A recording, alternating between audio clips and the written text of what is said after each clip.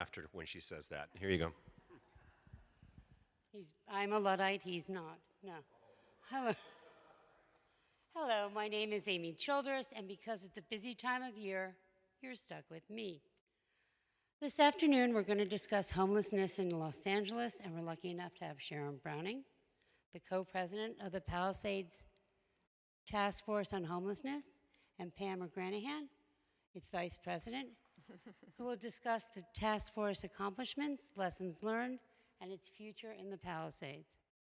So without further delay, please join me in welcoming Sharon and Pam. Thank you for joining us.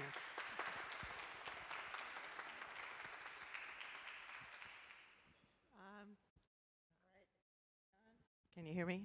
All right, good, good. Well, thank you for coming all. We were here 2 or 3 years ago to talk about our model, and so we appreciate being invited back to talk about what's happened in the interim and what our plans are for the future of the task force in the Palisades. You might remember that our model is the main mission of our model is on addressing homelessness is looking for permanent housing for those homeless individuals who end up in the Palisades.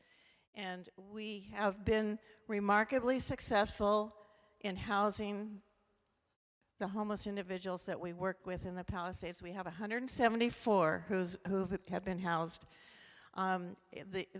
Thank you. It's a great accomplishment. And that's permanent housing, not just the temporary housing. We also have some in temporary who will be moved up to permanent when there's availability. The difficulties in maybe the last 2 years, our rate of housing people, especially permanent housing, but also even temporary housing, has slowed down remarkably. And that is because of the lack of availability of housing. There's also the lack of availability of housing vouchers, which is what our homeless individuals need in order to get into Section 8 housing, which and our outreach workers, our outreach team works very hard to make sure that our homeless individuals have all the requirements for getting a housing voucher taken care of, and there are many, and it takes a lot of time, sometimes years, to get all the paperwork done. So it's a little bit different, the situation is a little bit different today than it was even two or 3 years ago. So this is why we, last year, did fundraising to get a caseworker, clinical caseworker, so we could have someone with the expertise to work with our homeless individuals on the street where they are, not waiting until they get into housing. So we were very successful. Thank you to the community and our funding partners. We were very successful in raising that funding. So we now have a clinical case manager who is terrific, working with some of our most seriously mentally ill homeless people here in the Palisades, and we can totally see a difference. One of our most seriously mentally ill individuals is now in temporary housing because she's been taking her medication. She's a totally different person and on track to get into permanent housing. I mean, it's very exciting. So anyway, I could go on and on about how exciting it all is. However, our organization perhaps got to be too professional, might I say, because we have a lot going on. We're a nonprofit, and we have a communications committee, and we have a fundraising committee, and we have a volunteer committee, and we have a finance committee, and there's a lot of reporting that needs to be going on when you're a nonprofit, financial and all sorts of other kinds of reporting, and it's a big job. So with that introduction, I turn it over to Sharon to talk about how we are proposing to restructure our organization so that we can continue with our primary purpose, which is to help the homeless individuals here in the Palisades. Okay, great. You can all hear me, I'm hoping? Is that good? Now we're good. Okay. Well, it's wonderful to be with you, and thanks, Pam, for setting the stage for us. And I will be focusing with you now on really trying to help you understand our thinking about why we're restructuring and why we're restructuring at this particular time. And we think this is an important time to look at. We're seeing all sorts of organizations, whether they're banks, whether it's Skid Row Housing Trust, whether it's Bed Bath & Beyond, all of them now are restructuring because we have a new economy now. We have a lot of new circumstances now, and they're repositioning for the future. And it became clear to us, too, that we need to do that also. Also, I would say that we have, to clarify, we have 174 individuals that we have moved into housing. I think 110 of those are in permanent supportive housing. The others are in other kinds of permanent settings, whether that's, a shelter or a special care facility or whatever. The goal that I had when we first started out, when we first started here in 2014, according to the annual count, we had 189 homeless individuals living in the community. My goal has been to achieve that number, that I would know that we would have placed everyone, at least that number, if not the same people, at least that number in housing. So I'm hoping that this project goes on and we can achieve that number and go beyond.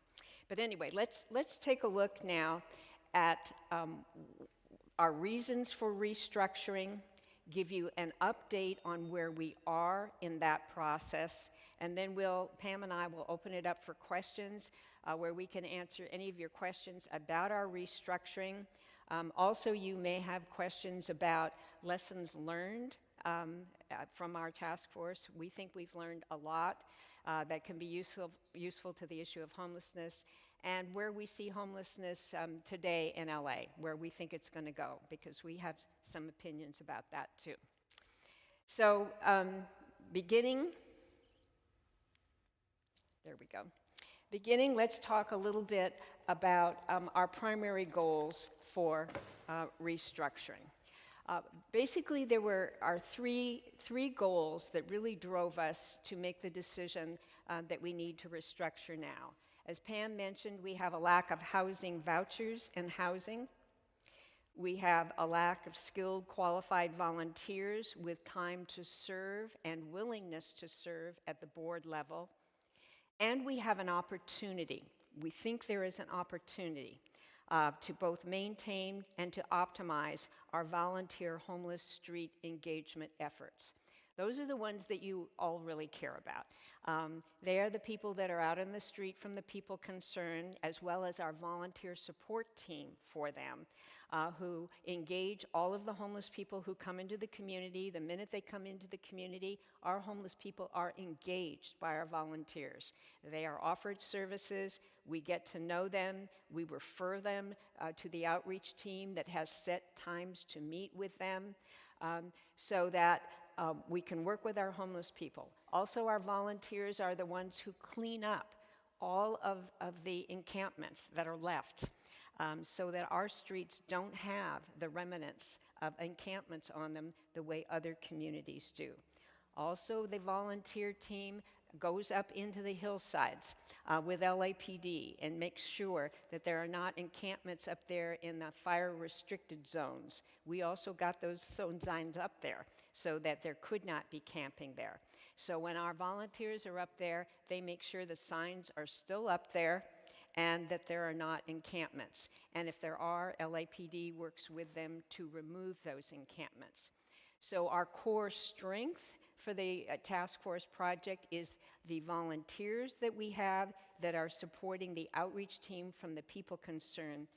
We believe that in the future, this component of our program is the most important to keep going in order to maintain the protection of the Palisades as well as our homeless people in the Palisades. So to position ourselves for the future, because there are less resources and less volunteers who want to work at a board level, we want to move now to reposition to have the strongest street team we can have, because we believe that's going to be important for the next 3 to 5 years at least to really have that competency on the street. If we wait, then we may use resources, both financial and people-wise, that we have today that won't be positioning us for the future. So if you can see this really as a strategic decision, we could have waited if Sharon Kilbride would have stayed. But we believe now is the time to do that. So let's take a look at each one of these goals or needs in greater detail.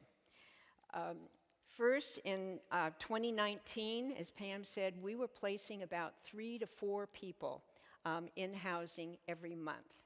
Since 2019, it dramatically dropped off because we don't have the vouchers and the housing, to maybe we are placing 1 a month or less.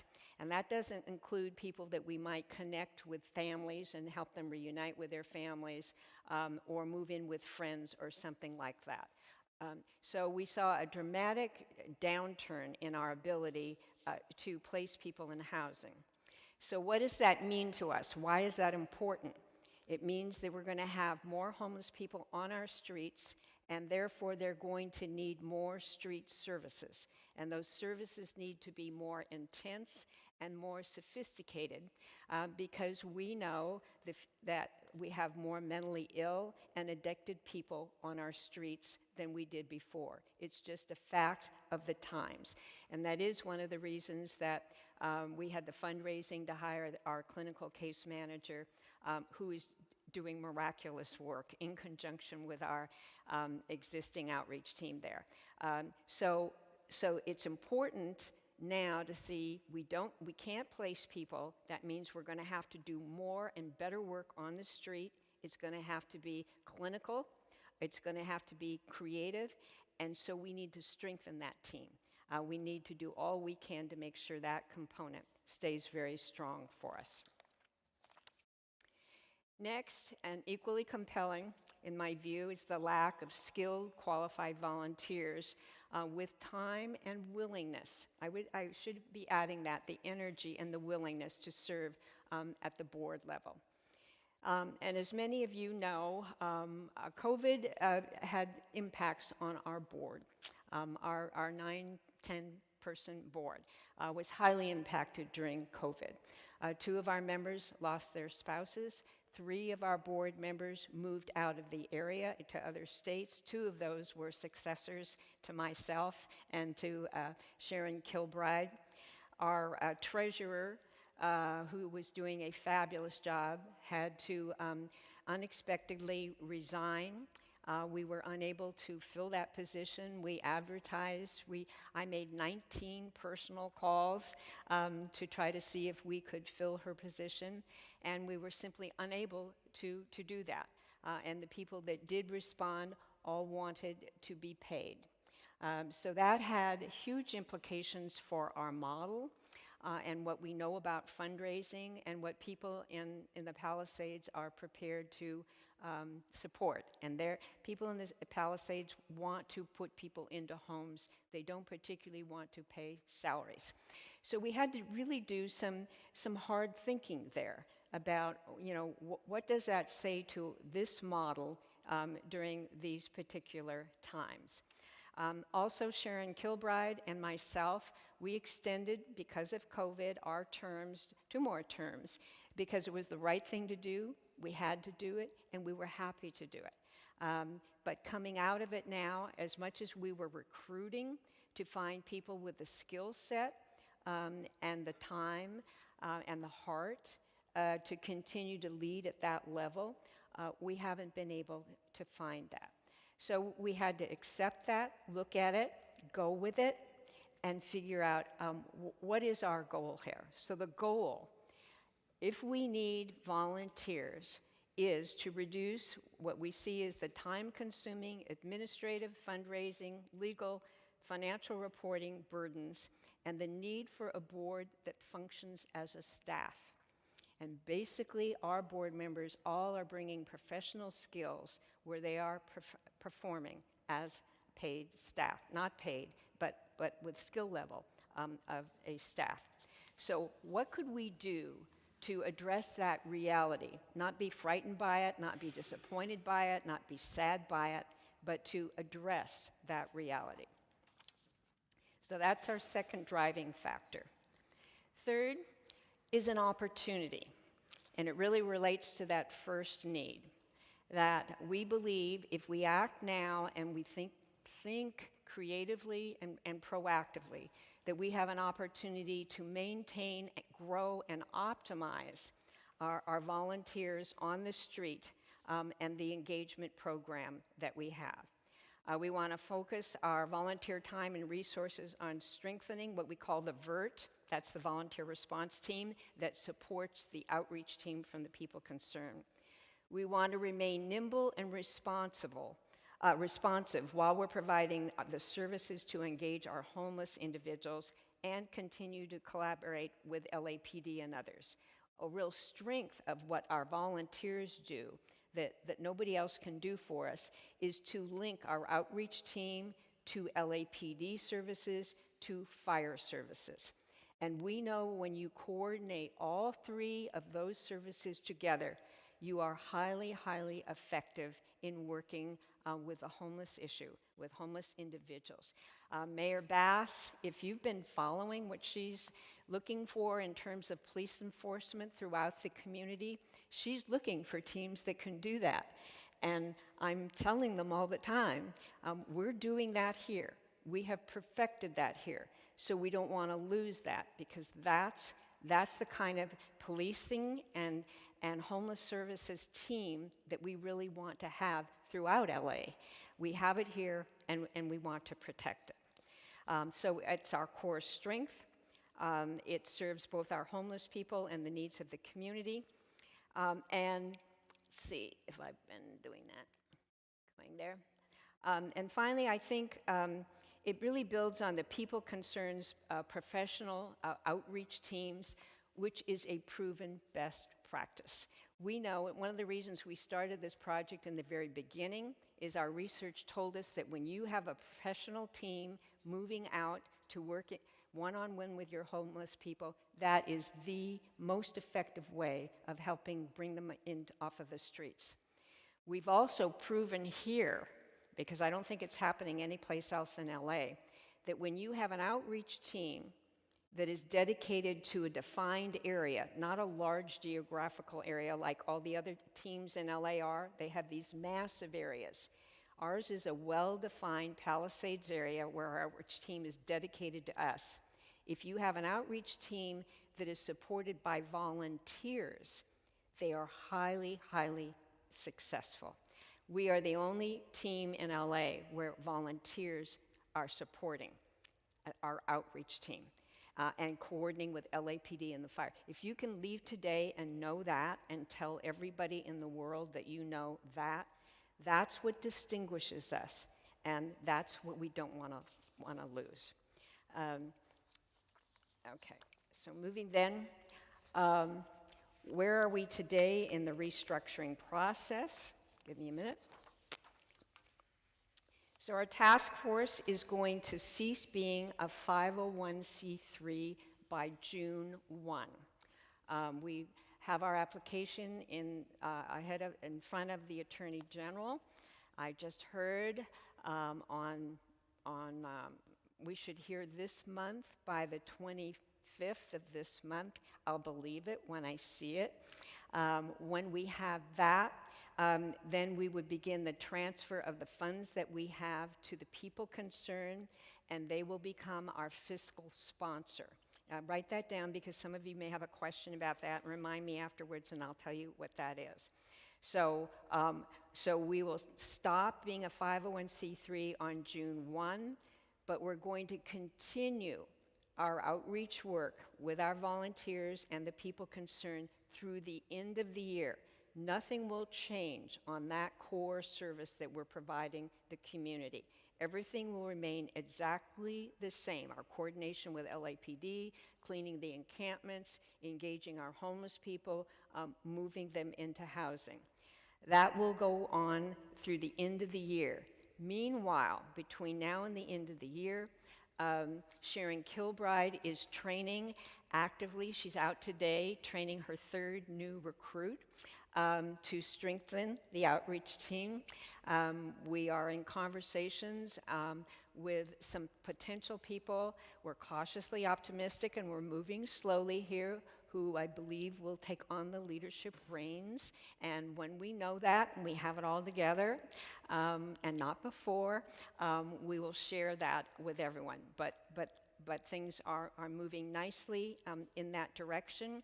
And as our volunteers start to understand the kind of commitment they make and that it won't require much of the work that's at the board level, we are getting a very positive response. So we'll see how that goes. Donations to support the continued work will be made directly then to the people concerned. And the donations will continue to support the outreach work of the VERT. Let's see if I've got there. Yes. Okay, so I think I've got that. And then I just checks. People always worry about, will the money get to us? And that was a problem we had in the very beginning, way back in 2014. Nobody knew Sharon Browning or Doug McCormick or any of the people who started this effort, so they were not going to give us money. However, Bruce, you heard the message and you stepped forward. I just have to say, this church did it. And nobody really knew the people concerned because it was, it was OPCC and it was in Santa Monica. Well, you fast forward now, and I believe that OPCC now, that people concerned, is a proven entity. They are a proven partner. And hopefully, those of us on the task force and what we've been able to put together are a proven partner. So hopefully when we transfer to this new fiscal relationship, which is a fiscal sponsorship, where the people concerned will take over all of the financial burden for us, but all of the funding that goes into the people concerned and dedicated to the task force goes into a whole separate account, and all of those funds are monitored by us, will continue to be monitored by us, and they will go to our project. So how you can help, give us your support and your patience through the restructuring. Several people, more than several, so many people have told me, I'm crazy to be doing this out in front of everybody. Most people don't restructure in front of everybody else, but it was the only way that we could really do it, and we really thought about it. So we are in the process of recruiting, training, casting the vision, working with the people concerned, working with the outreach workers from the people concerned. They all wanted to know, well, will we still have our jobs? And will we still be doing the same thing? And will we have to report more data now? And we said, no, you don't have to do more data. You just have to do the same data. Nothing will change. So we are doing change management in front of the whole world, and we couldn't figure out a different way to do it. So we're just going to do it and see if we can't make it happen, because where there's a will, there's a way. So if you can be patient with us, support us, and help us succeed the way you did way back in the beginning, we believe that we're going to make it. You can email us at info@pptfh.org to volunteer. We do need volunteers. And everybody says, well, what will you volunteer for? It would be to help that outreach team, our volunteer response team, work. And that can be on the street, in teams, helping engage with our homeless people. It can also be behind the scenes, helping with some fundraising, which will be very easy now because the people concerned will be partnering with us on that, on publicity, on just doing community meetings, just doing projects, but it can be time-specific and not burdensome. So if you know anyone who has a heart to work with us and to learn, if you will just email us, let us know, we'll talk with you, and we will figure out a way that volunteering can be fun for you and productive for this new structure. One thing I would say, being on the volunteer team that engages our homeless people, I just can't tell you what happens, at least to me, when I work with one of these people, or I work with the families of one of these people. It just changes your life, and you think you can't do it. You know, you just think you can't do it, but you do it, and then you see what it means to them, and it changes you. So the time that you spend doesn't feel like volunteering. It's just not work. But it takes a little risk, and it takes a little courage. But there's no feeling better than when you see a miracle happen on the street. And Pam was talking about this woman. I'm going to call her Denise. We had a video of her in one of our webinars, and whether or not you were there or not, she was so mentally ill that she would collect paper, sacks and sacks of paper, and then she would rip the paper up, and then she would throw it in the air and fight with it, and just fight with it. And we couldn't get near her. All we could do was monitor her. And she kind of moved out of the area and came back in, and then we heard in our last oversight meeting that somehow Glenda on our outreach team had just kept tracking her, and then she got our clinical case manager, who we have now, to come and start to just watch her, and then the clinical case manager got the psychiatrist to get out there, and because he's the only one that can do the meds for her. And then we didn't hear anything, and then all of a sudden we heard that the three of them had gotten Denise to start taking the meds, and then she agreed to go indoors. They elected not to put her in permanent housing because she couldn't have succeeded. So they're putting her in one of the people concerned shelter beds that they have. And she is in her own little bed and doing quite well, but complaining and saying, I hear snoring, and I don't hear snoring when I'm out on my own, and I don't know if I can make it. So they just say, okay, just stay here one more day, and if you can't make it, then you can go outside and sleep, and we'll get you a sleeping bag and you'll be okay. And then you can come back in again, because you have to learn now how to feel okay indoors again. Well, this is a great plan, and we wouldn't be doing this if we didn't have that outreach team from the people concerned and that clinical case manager and everybody just making this happen. I was convinced that Denise was going to die on the street, because we just couldn't get to her. So these are the things that feed you, and these are the things that I think we're called to do as Christians, and that we're never stopped being called to do that.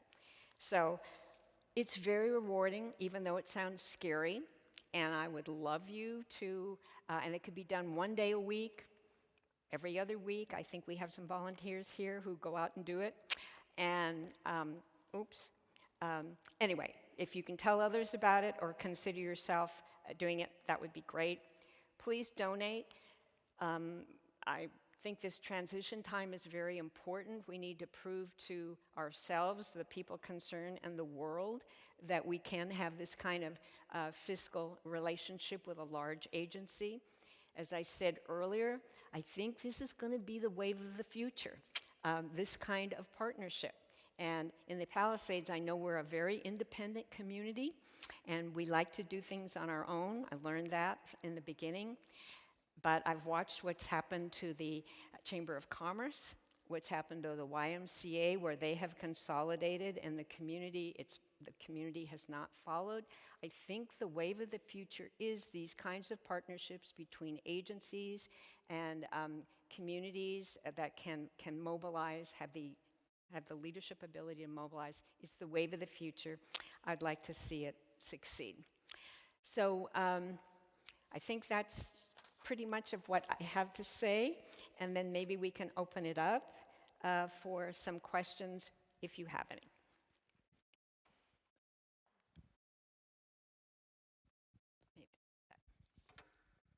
Thank you. That was a wonderful presentation. So excellently done.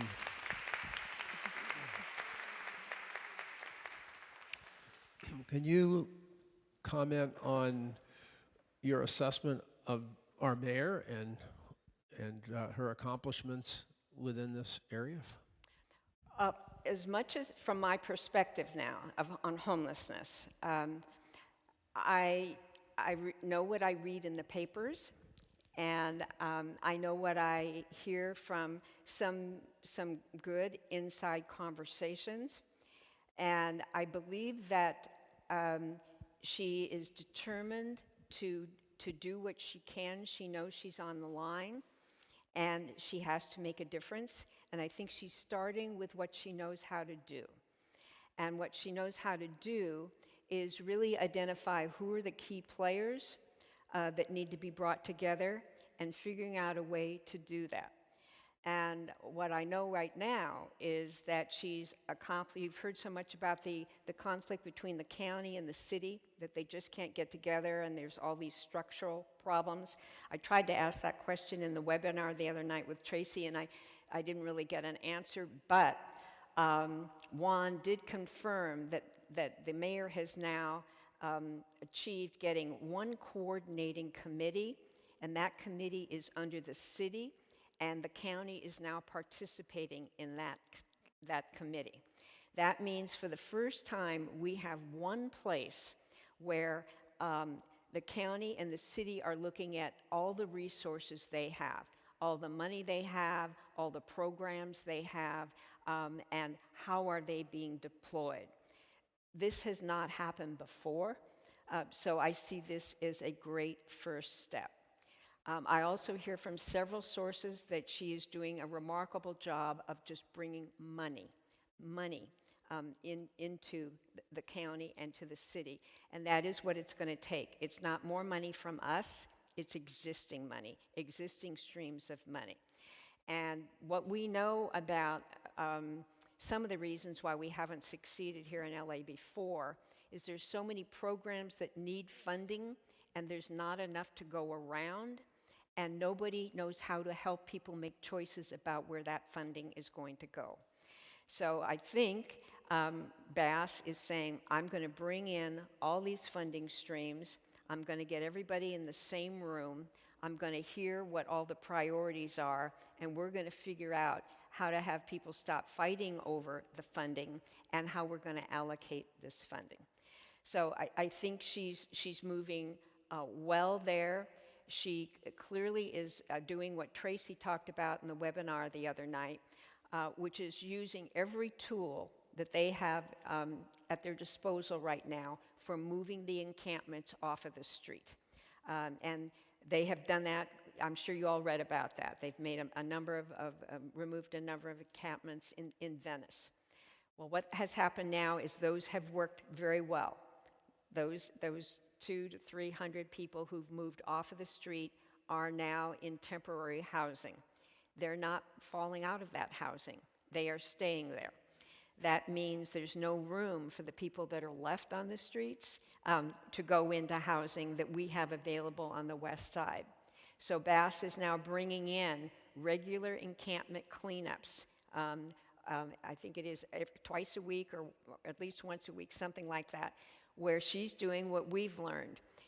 Keep the encampment clean. Don't let it get filthy. Get the paper out of there, get the trash out of there. And when you do that, you start to impact the mentality of the people who are living on the street. They start to go with that a little bit. But when you ignore that and you allow that to continue to happen, that becomes the norm for them. So she's putting resources into having those encampments on the street being cleaned up. I think that's smart. And then, obviously, she has to start to work on getting that housing built. That's a permanent supportive housing built, and that's just got to be fast-tracked. So what I think she's doing is she's using all the tools she can now.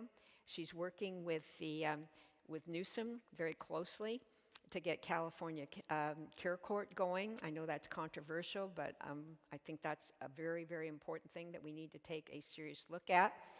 And then if you notice, there's little snippets in the paper about an organization, and I can't remember the name right now, but I know that they are related to the Realtors Association, who are now suing communities who are not building their fair share of housing. And there are some communities where that is not occurring, and I think that will make all communities start now to say, we've got to build this housing, how are we going to do it, where are we going to do it? So it's a long answer, but I think those are all the things that are happening. They were not happening before under our previous mayor or our previous council person. And I think they need our help. I really think they need our help, and we need to not find all the reasons why it won't work. We need to start focusing on the reasons why we can make it work. You give the mic and well. Thank you. I would like to know what requirements must a homeless person, I would like to know what requirements a homeless person must fulfill in order to receive a housing voucher. Want to talk about that? Where's your mic? Oh, you don't have one. Oh, okay.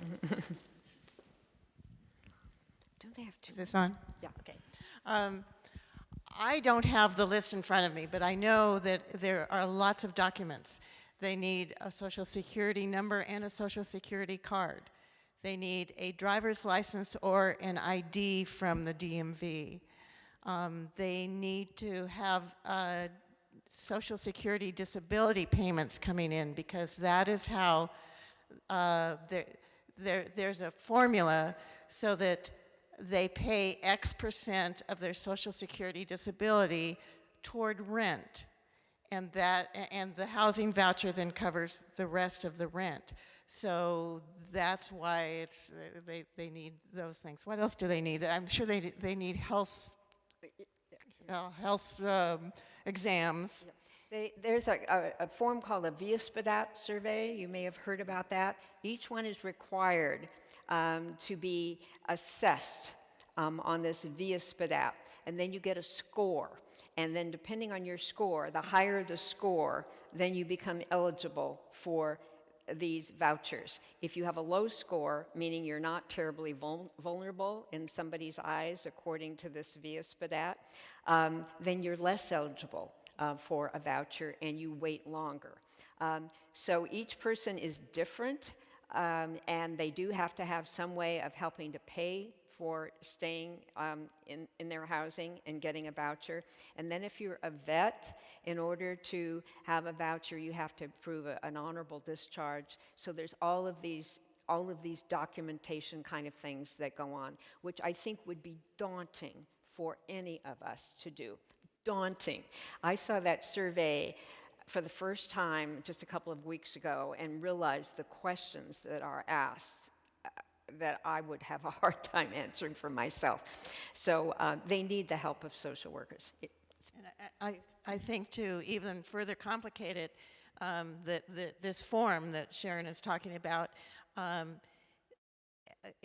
our Los Angeles Housing Authority in the past has prioritized those with the greatest need, and those tend to be the people that have been the homeless the longest, and they're suffer from addiction and mental illness and lots of trauma-induced complications. But there is talk now of changing that so that those who are newly homeless will have more priority. They're the ones who are much easier to help before they're so traumatized after being on the streets. So there is talk about, you know, even as we're talking about trying to get our people ready for a housing voucher, the organizations are talking about changing the requirements. So, LASA is, yes. Okay. Okay. Whoever, you hold on to your mic.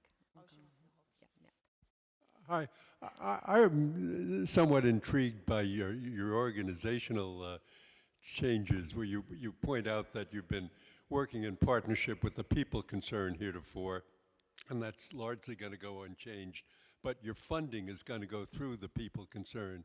Now, the people concerned has a broader geographical focus than just the Palisades. You've been concentrating on the Palisades. So will the people concerned sort of dedicate a part of their effort?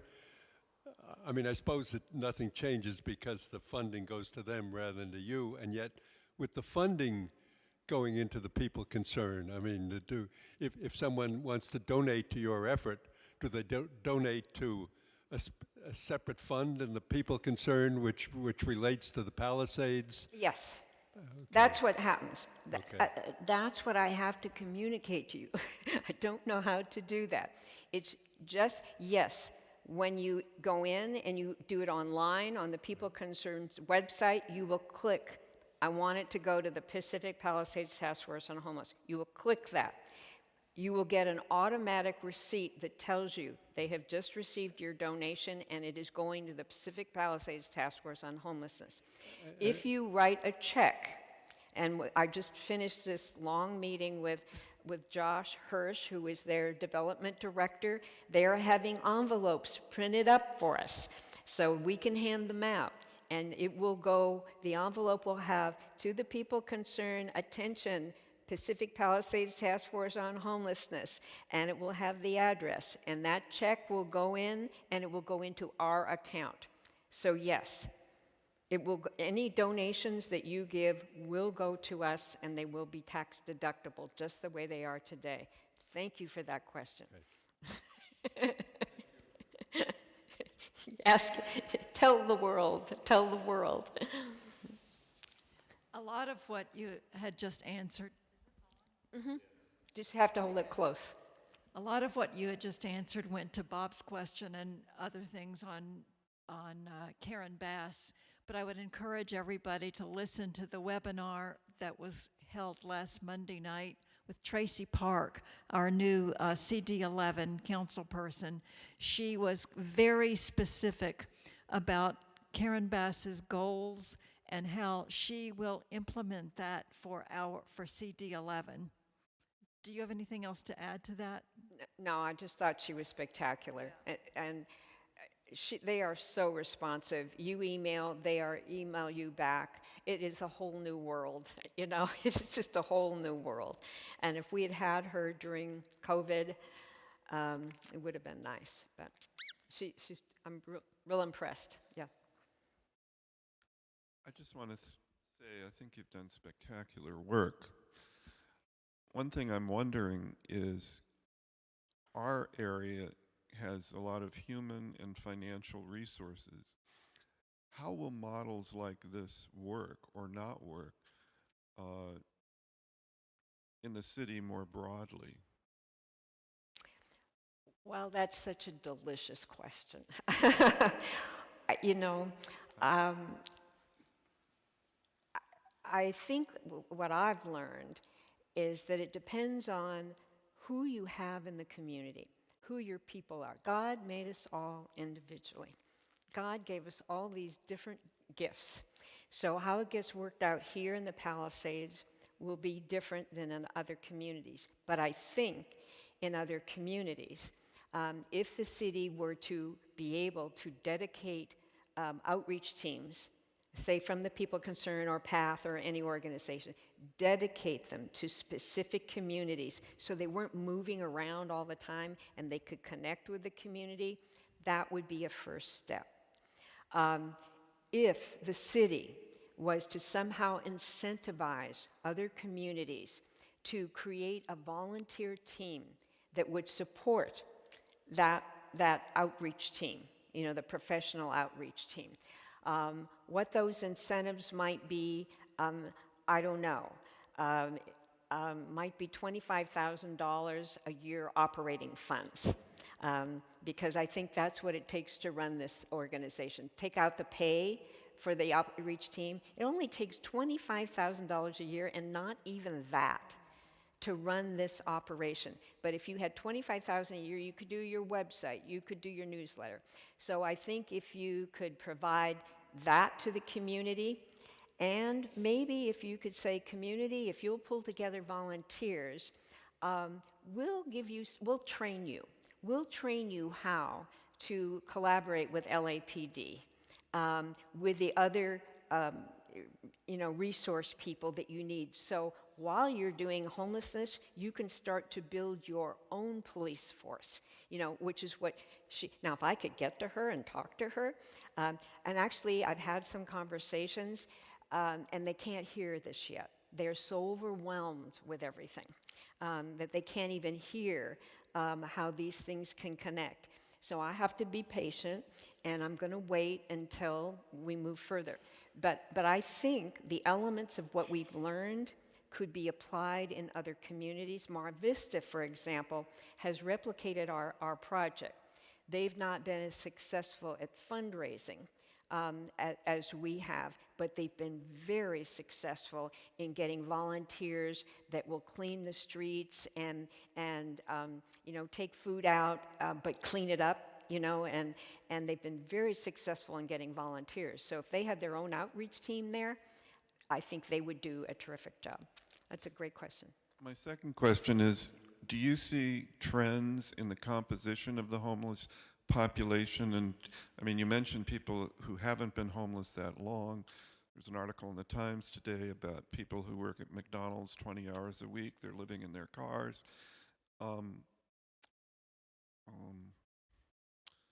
So what percentage are chronic? What percentage are newly unhoused? Who's mentally ill? Who's addicted? And of course, there's a big overlap there. But are you seeing particular trends? Are we seeing particular trends? What we see here more so, for whatever reason, we are seeing people who are more ill. They are addicted.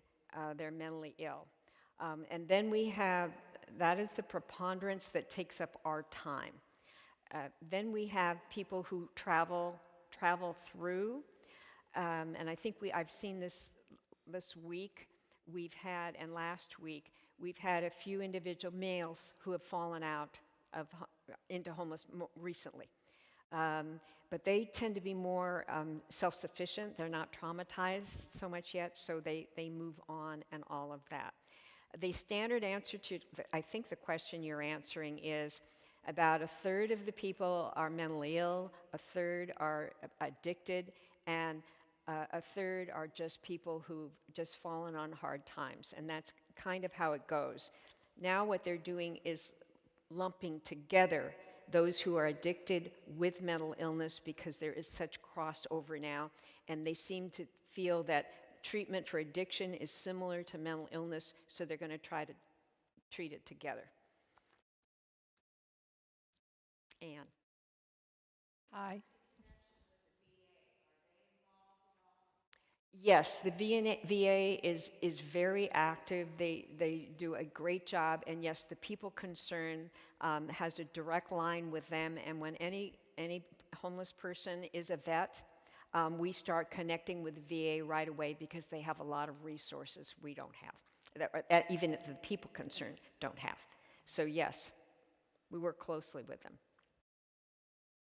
Is the Pacific Palisades Task Force button live now on the People Concerned website, or will that Yes. happen? We don't have to wait till June 1. You don't have to wait till June 1. That is music to my ears. You'll go, and when you get there, you'll see a yellow donate, and you hit donate. And then it drops down, and you put in how much you want to give, and then you click next. And then you'll see a little line that says, where it does the most good. Click on that. The whole menu will drop down, and you will see Pacific Palisades. Click there. And that will make Josh so happy. And it will make me so happy. And teach people how to do that and to risk and be brave.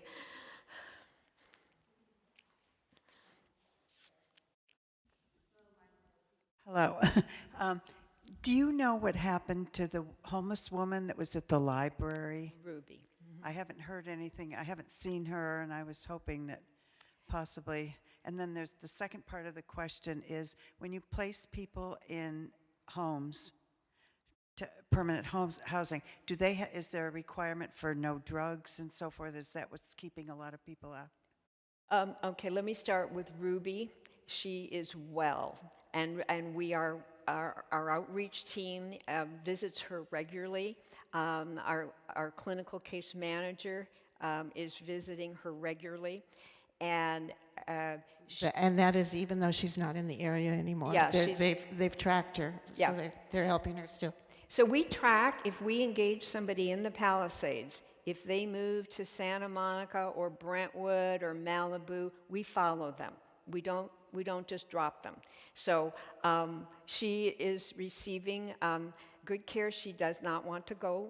I can only say so much. She does not want to go into housing. She just isn't going to do it.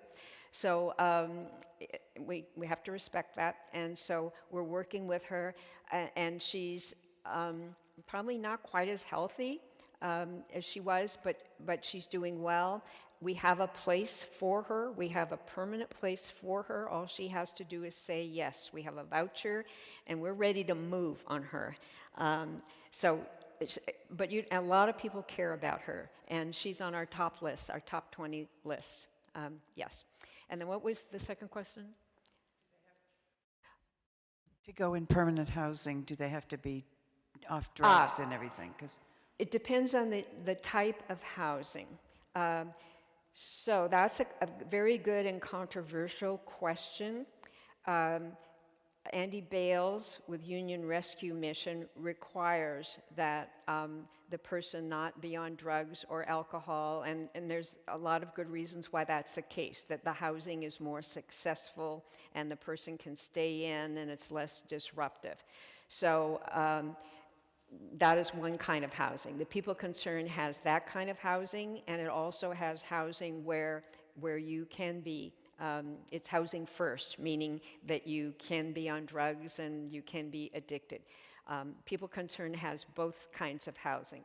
Government contracts require housing first. So if you receive government funding for the housing that you provide, you must go with housing first, which means the person can be on drugs and so forth. And that's a controversial question, but it's a thing we just have to deal right now. So it's both. Okay.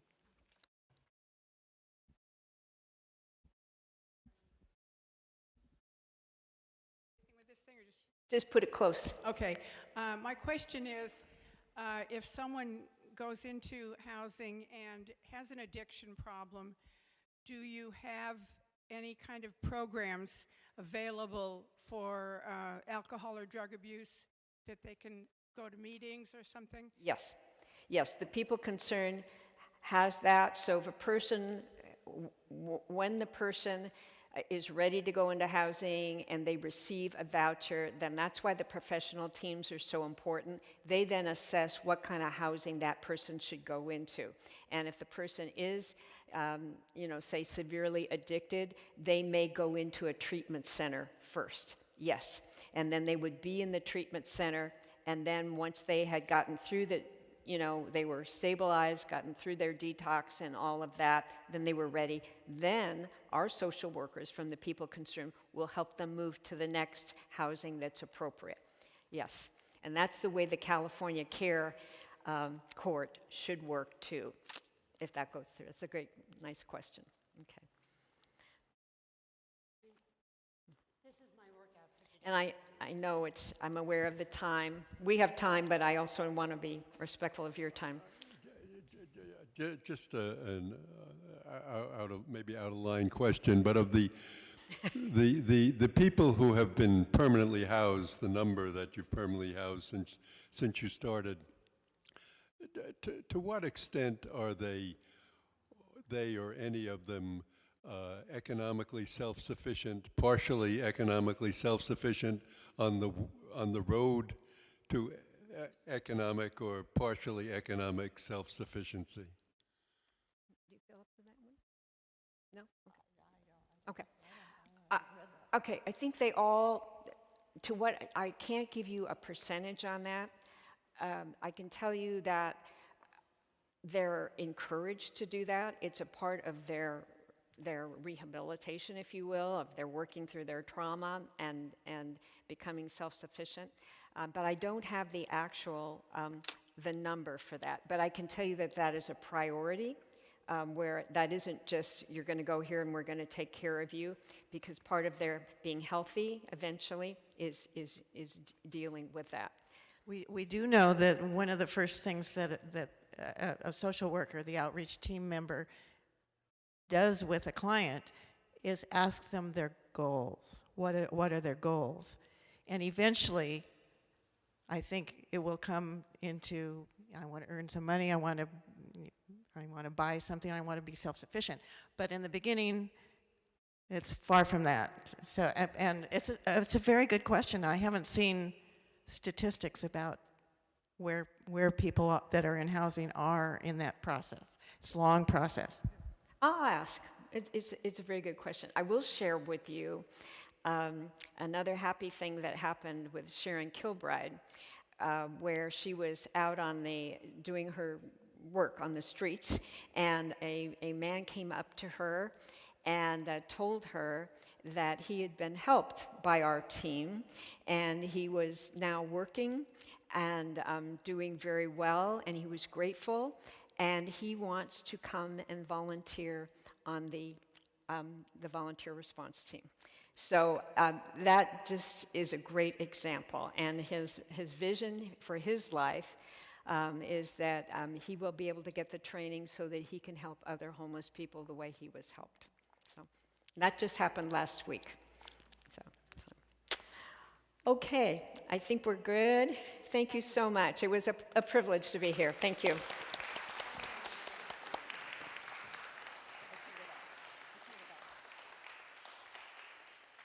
Just for the record, Dana and I just donated $50 through the People Concerned website, Pacific Palisades. Thank you. It took me 6.5 minutes, Yeah. but it was only because I typed in the wrong number.